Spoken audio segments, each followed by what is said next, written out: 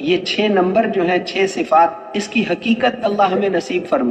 ایک ہوتی ہے تصویر، صورت، اور ایک ہوتی ہے حقیقت۔ تصویر سے اصل والے فائدے نہیں ملتے، جیسے گھر کی تصویر اور ایک گھر کی حقیقت، اس میں بڑی محنت کرنی پڑتی ہے۔ تصویر تو 5 روپے کی بن جائے گی، اور حقیقت والا گھر تو لاکھوں روپے لگا کے بنے گا۔ نماز کی حقیقت، ایمان کی حقیقت، تقوی کی حقیقت، ان صفات کی حقیقت، یہ 6 نمبروں کی حقیقت ہمیں مل جائے۔ کیوں؟ حضرت جی فرماتے تھے کہ ابھی تو تبلیغ کا کام شروع ہی نہیں ہوا، تبلیغ اس دن شروع ہوگی جس دن ان پھرنے والوں میں ان 6 صفات کی حقیقت پیدا ہو جائے۔ پھر کیا ہوگا؟ پھر اسی دن اللہ جل شانہ وہ عزتوں کے دن لے آئیں گے جو مسلمانوں کو 1000 سال پہلے، جو مسلمانوں کی عزتوں کے دن تھے، 1000 سال پہلے مسلمانوں کی عزت کے دن تھے۔ آج تو ہم جانوروں سے بھی زیادہ ذلت والی زندگی گزار رہے ہیں۔ ہماری یونیورسٹیوں میں وہ پڑھایا جائے جو باطل والے کہیں، اور ہماری بچیاں وہ لباس پہنے جو وہ کہیں، تو ہم چلو پانی میں کیوں نہیں ڈوب کے مر جاتے؟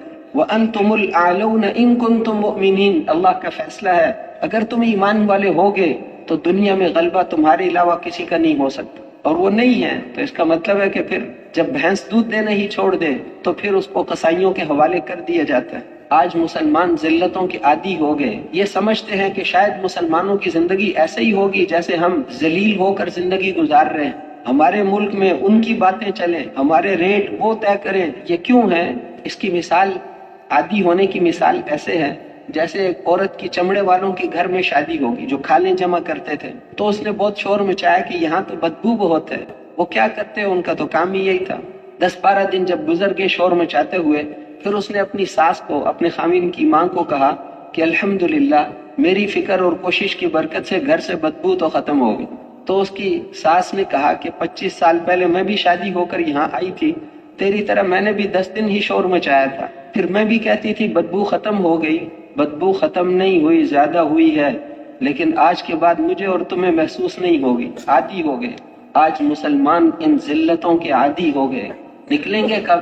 جس دن تبلیغ شروع ہوگی اس دن 1000 سال پہلے والی عزتوں کے اللہ جل شانہ وہ اسی دن لے آئے گا۔ اللہ کا تو حالات ٹھیک کرنے میں 1 منٹ بھی نہیں لگتا، دیر تو ہماری طرف سے۔ انما امرہ اذا اراد شیئا ان یقول له کن فیکون، وہ تو کہتے ہیں ہو جا اور ہو جاتا ہے۔ آنکھ بند کر کے کھولنے میں دیر لگتی ہے، ہمارا حکم پورا ہونے میں اتنی دیر بھی نہیں لگتی۔ دیر تو ہماری طرف سے ہے۔ جب تک مسلمان خواہشات میں پڑے ہوں گے تو کافروں کے پاؤں کے نیچے رہیں گے، یہ قانون ہے۔ جب یہ خواہشات کو چھوڑیں گے تو پھر کافر ان کے پاؤں کے نیچے آئیں گے۔ تو جب محنت شروع ہوگی تو پھر وہ عزت اللہ نصیب فرمائیں گے۔ جب کافروں کے ملک کا کوئی کام ان کی مرضی کے بغیر نہیں ہوتا تھا، جب وہاں کے فیصلے یہ کیا کرتے تھے، وہاں کے چوک میں لٹکا کر پھانسی یہ دیتے تھے، جب مسلمانوں کی عزتوں کے دن تھے تو وہ 14 شہزادے پکڑے گئے، یورپ کے 14 ملکوں کے 14 شہزادے فوجیں لے کر آئے تھے، شکست ہو گئی 14 شہزادے۔ تو وہ مسلمان بادشاہ نے ان کو کہا کہ تمہیں یہاں چھوڑوں گا تو نہیں، تم نے مسلمانوں کا خون بہایا ہے، لیکن یہاں نہیں ماروں گا، اگر یہاں ماروں تو میرے جتنا بزدل انسان کوئی نہیں، تم سب اپنے گھر جاؤ، اور مجھے میرے اللہ کی قسم ہے کہ تم میں سے ہر ایک کو تمہارے ماں باپ کے سامنے تمہارے محل میں قتل کروں گا۔ وہ عزتوں کے دن تھے۔ پھر جا کر پہلے شہزادے کو اس کے باپ کے سامنے قتل کیا، دوسرے کو، تیسرے کو، چوتھے کو، 5ویں کو، 6ٹھے کو، 7ویں کو، 8ویں کو، 9ویں کو، 10ویں کو، 11ویں کو، 12ویں کو، اپنے اپنے ملک میں 13ویں کو۔ وہ عزتوں کے دن تھے۔ وہ خود مجرم کو اپنے ملک سے بھاگ کر چلا گیا، پکڑ کر لاتے تھے، یہ لے لو، ہمیں کچھ نہ کہو، اس کو لے لو۔ تو جس دن محنت شروع ہوگی وہ عزتوں کے دن اللہ پھر لے آئیں گے۔ اور شروع کب ہوگی؟ جب ان 6 صفات کی حقیقت آ جائے، صرف باتیں نہ ہوں۔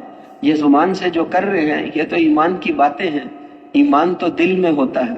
قبر میں وہ دل والا ایمان چیک کریں گے۔ افلا يعلم اذا بعثر ما في القبور وحصل ما في الصدور، وہاں زبان والا کام نہیں آئے گا، وہاں دل والا چیک کریں گے۔ تو میرے محترم بھائیوں اور دوستوں، یہاں لانے کے لیے زور لگانا پڑتا ہے، کوشش کرنی پڑتی، مرنے سے پہلے سیکھنا ہے صحیح یقین کو، ورنہ وہ پٹائی ہوگی کہ